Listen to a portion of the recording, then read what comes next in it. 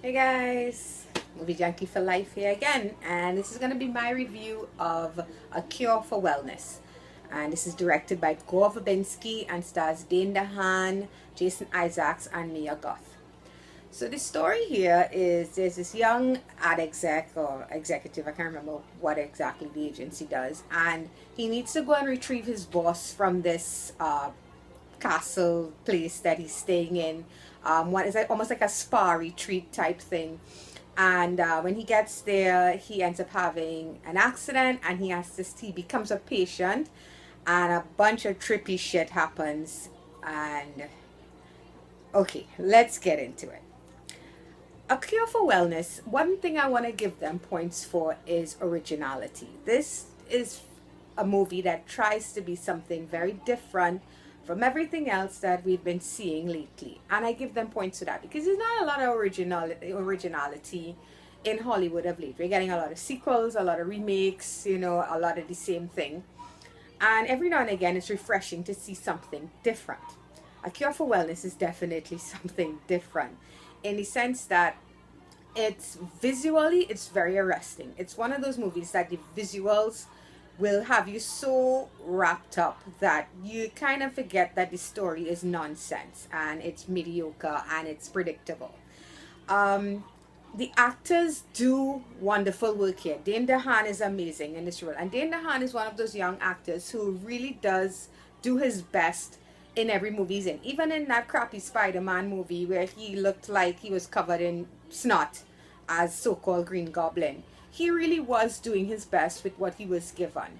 And I've never really seen him in a role where he was just kind of phoning it in. Jason Isaacs is good here too, almost as like a Dr. Victor Frankenstein type character. Won't get into it too much, but he's very good here as the antagonist. And Mia Goth, her name suits her. She does have this very gothic element to her and to her character.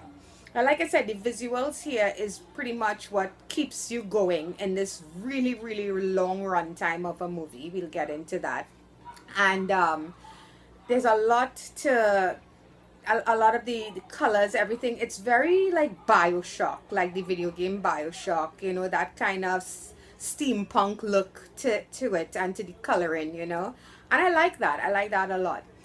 But other than that, it doesn't change the fact that the story it's predictable. First of all, I mean, if you watch a lot of horror and thrillers and stuff, it's really easy to figure out where this movie is going.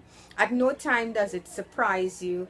It's way too long. This movie is like 2.5 hours long, and it's not that necessary to be that long. It's so much style, not enough substance. It could have cut down on so much shit and just give you a tighter. I mean, at the end of the day, it is a thriller, and a thriller needs to have that level of suspense. It needs to keep you on the edge of your seat. This movie doesn't do that at all. At least it didn't for me. So other than giving it points for originality and some nice visuals, some nice body horror, A Cure for Wellness was a disappointment. I was really hoping for more out of this film. Just because, like I said, it was something different than what was going on.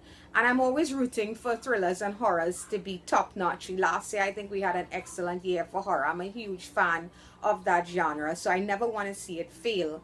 And while this isn't a straight up horror movie, there is horror elements. I find that this movie borrowed from the Frankenstein mythology a lot, from that whole kind of mad scientist thing. And there's nothing wrong with that. But overall, this film is just, it's not enough of a good story to sustain what they were trying to do.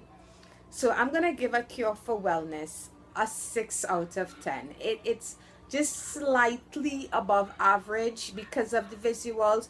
Gore Verbinski, I think as a director, not only does he have a really strange name, cool's kind of strange name, he does good work. And like I said, the acting is good. These guys are doing the best with what they have. The story's just not that interesting. It's just weird, and it's not good weird. It's not fun weird. It's just boring. So 6 out of 10. And this is definitely one you're better off catching at home than going to the cinemas. That wasn't a good week for me for cinemas because The Great Wall was also just okay. So let's hope next week is better. Until next time, bye bye.